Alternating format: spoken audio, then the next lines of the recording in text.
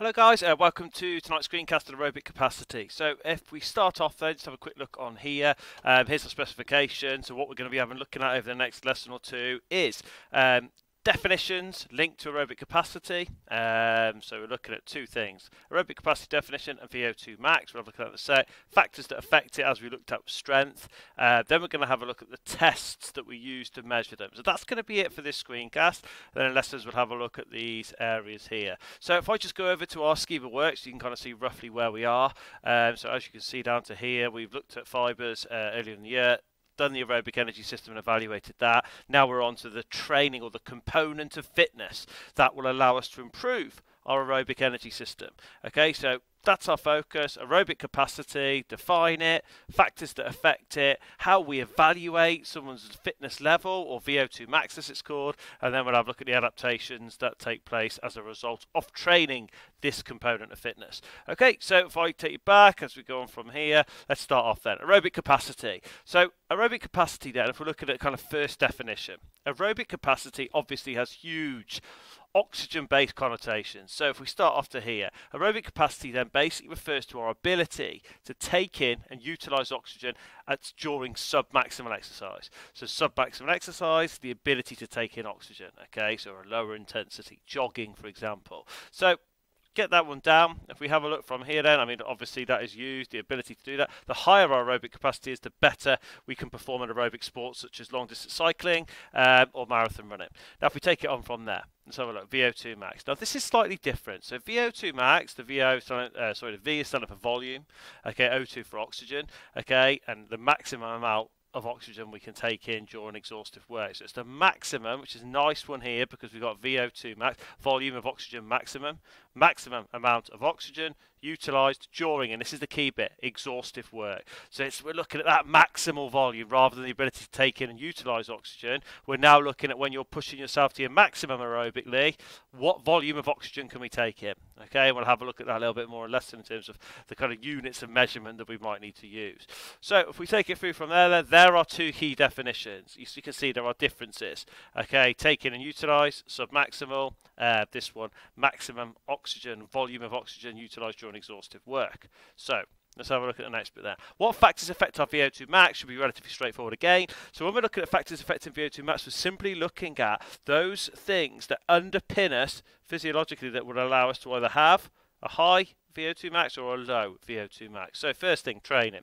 As we remember from strength, you can remember that we talked about the training needs to be specific to the component of fitness. So in strength, we'd have to have done weight training, various different types of weight training.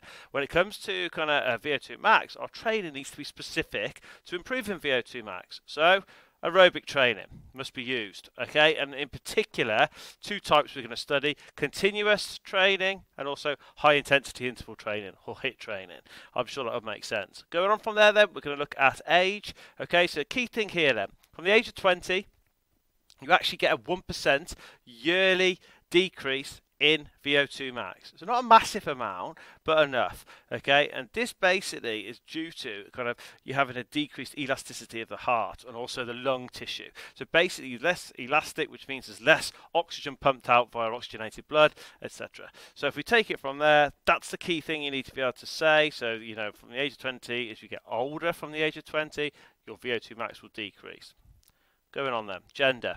Now, with regards to gender, women actually have a lower VO2 max compared to males, and the reason being is because they have a smaller body size and a higher kind of natural kind of production of fat, so that can be an issue there. So 25% in fact is a decrease in VO2 max, or they have a lower VO2 max by 25% due to these reasons. Okay, so moving on from there then, genetics, final one then, and genetics is to do with, this can also be termed, if you're looking in textbooks, as physiological makeup, and particularly when we're talking about genetics, we're talking about the percentage of slow oxidative fibres. So this is the genetic predisposition that's going to dictate our VO2 max, percentage of slow oxidative type 1 fibres. Now, the more slow oxidative type 1 fibres, the higher our VO2 max is likely to be. So make sure you put that into a little bit of context there. Okay, so there are key factors affecting. If we have a quick move over then, so starting off, 2 definitions, and then the factors that affect our ability to take in or to utilise the volume of oxygen we can utilise during maximal exercise, okay, during exhaustive work. Okay. So going on from there then, evaluating VO2 max. So there's certain tests we have to look at. You know, you will have known these, I'm sure you'll have experienced these at school. So we'll have a look at them straight away to start with. First one then, 12-minute Cooper's run. Okay, so you'll have done this at school. Basically, what does it involve? Well, basically, all it requires, what does it involve? Well, run as far as you can as possible on a track for 12 minutes. Okay, that's your first thing you need to be doing. And then when you get your distance in meters, that is then compared to a normative values for certain age groups. So it will give you different values, and you compare your score to that to work out kind of roughly what your VO2 max is. Okay, so it's not direct. You have to go and compare it to a table. So gas analysis test then, if we take it from here, now this is the gold standard VO2 max test. Okay, so what does it involve? Well, as you can see here, it can be done actually on a treadmill, it can be done on a bike, it can be done on an exercise bike, it could be done on an ergo or a rowing machine. So when you do it, what the kind of idea is that you will cycle, run or row to exhaustion. Okay, you start on a kind of speed that you can do.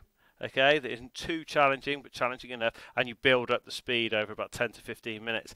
And what happens is when you're doing this, you're wired up to a computer, and what happens, it measures your expired air. And basically, the volume of oxygen used whilst you're running is plotted onto a graph, and your VO2 max is calculated from that. And this is the most accurate kind of way of I suppose, evaluating your VO2 max, because you're looking specifically at the gases, carbon dioxide and oxygen, the difference between them when you expire, particularly focus on oxygen consumption to see how much you've consumed during exhaustive work to find out your maximum VO2. Okay, so that's that. If we go on to our next one, Queen's College step test then, might have done this before, very, very basic test, stepping on and off a box for 3 minutes to a set rate that's dictated by a metronome. Okay, so it'll be a beep, beep, beep, and you'll go up and down onto this box for 3 minutes. As soon as you've done, basically what happens, 5 seconds after you finished it, you take your heart rate. Once you've taken your heart rate, you use your heart rate and then you predict the VO2 max from a kind of, again, a normative table or data set of results. Okay, so you take your heart rate and then predict it by looking at other VO2 max scores, because obviously I should make this very clear, this is a sub-maximal test. You're not going full throttle here. You predict your VO2 max from your heart rate at a sub-maximal value. Okay, so going on from there then, next one, multi-stage fitness test. What you've got for this then, multi-stage fitness test, basically, you will all have done this. You might have called it the bleep test. You would not get credit for that in the exam, so make sure you have multi-stage fitness test here. So what you're looking for this one then, as you can see, your job is it's kind of continuous or progressive shuttle runs over 20 meters. Okay, so progressive, I'll put on here, progressive 20 meter shuttle runs to exhaustion. Okay, so down, as you know, you have to do it in time of a bleep. Okay, as you go, so bleep, bleep, bleep, bleep, and then the time between the bleeps will be reduced as you move up through the levels. Okay, so the level achieved is then compared to a normative standardized table of results. And again, this is a maximal test because obviously you work up to the highest speed you can go. Okay, but when you look down to here, it's not a direct measure because your level is compared or predicted from a normative kind of standardized table of results. So whatever you score, you compare it to some standardized results. So that's the section there. What I'd ask you to do just before you come into the lesson is could I ask you to just consider then these. Have a look, evaluating VO2 max, these key points here. If you saw this, in order to evaluate them, each of these tests, what I'd ask you to think now, how much, see if you can, hopefully you've made notes of what I'm saying, which one of these, maximal, sub-maximal, so this is just a summary or an evaluation framework, direct, is it a direct or predicted measure of VO2 max? Okay, so does it directly give you the score, or do you have to predict it from standardized normative value tables? Is it easy to use for a large group? small group? Is it better for small group? Is it cheap? Is it easy to use, or is it not? And this will give you an advantage or disadvantage. Finally, is it suitable for people with health issues or the elderly? Okay, so if it's maximal, do we think that's suitable for someone with health issues? And that will help you evaluate. You're looking for 1 or 2 advantages, disadvantages. Okay, so can I ask you to just consider that and maybe have a look and see if you could make some, just some, I suppose, guesstimations from what you've heard. Do you think you could have a little go at giving some advantages, disadvantages? Could you use these to summarise? And then we'll have a look at evaluation in the lesson. Okay, thank you.